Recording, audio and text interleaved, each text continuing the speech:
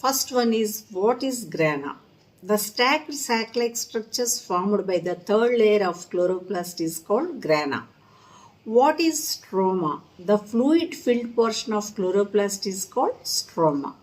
What is photolysis of water? Splitting of water molecule by light-activated chlorophyll molecule is known as photolysis of water.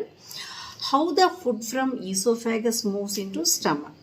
Food passes through esophagus by wave-like movement called peristaltic movement and peristaltic movement and reaches the stomach.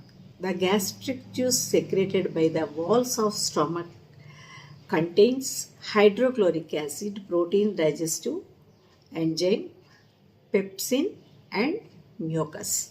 So related the some grana and stroma and about thylakoids.